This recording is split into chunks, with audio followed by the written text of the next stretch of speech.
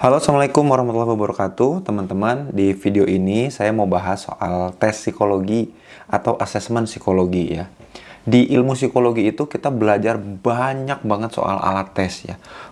Kurang lebih di masing-masing fakultas kan berbeda-beda ya fakultas psikologi, tapi kurang lebih ada 7 atau 8 mata kuliah terkait dengan alat tes atau psikodiagnostik yang kita pelajari.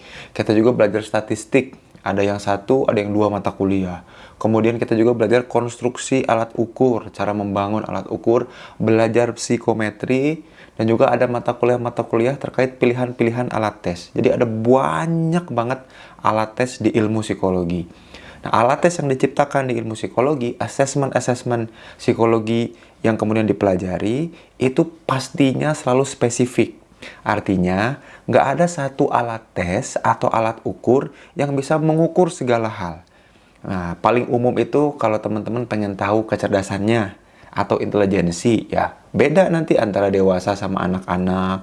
Ada intelligence structure test, ya ada kemudian WISC, ada SB untuk anak, ya. Jadi bukan cuma sesuai konteks, tapi juga untuk peruntukannya usia juga beda-beda. Itu intelijensi. Nanti ada minat bakat, ya, ada Riasek, RMIB, Kuder, macam-macam. Ada juga misalkan untuk bakat skolastik, tes potensi akademik, ada alat tes kepribadian macam-macam, menggambar, menghitung, tes ketahanan kerja, tes kepribadian pun bergantung untuk leadership, untuk seleksi kerja, dan karyawan macam-macam. Di psikologi, kami belajar betul, memastikan betul bahwa tidak ada satu alat tes untuk semuanya. Kita diajarkan mengukur dengan valid dan reliable, spesifik di satu konteks tertentu. Maka teman-teman gini, hati-hati ketika ada alat tes yang kemudian mengklaim bisa menjelaskan semuanya.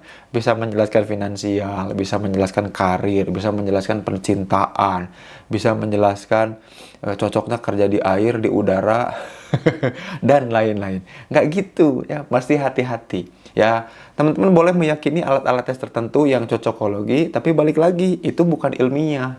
Itu urusan keyakinan ya. Seperti halnya kita mesti toleran sama orang-orang yang barangkali masih seneng sama hal-hal yang klinik gitu ya, dan mistik. Ya nggak apa-apa. Tapi di psikologi yang ilmiah, yang valid dan reliable, kita kemudian memastikan bahwa tiap peruntukan ada alat ukur yang spesifik khusus untuk itu. Nah, kalau teman-teman pengen asesmen psikologi, tes kesiapan atau kematangan belajar, tes seleksi masuk kerja, tes kepribadian, tes intelijensi, tes minat bakat, tes perkembangan karir, di Sintes Health juga disediakan dan spesifik khusus peruntukannya untuk apa. Jadi tiap alat tes itu ada peruntukannya masing-masing yang bisa mendeteksi, menjelaskan secara valid dan reliable hal-hal yang ingin memang dikaji dan ditelaah lebih lanjut. Sampai jumpa di video selanjutnya.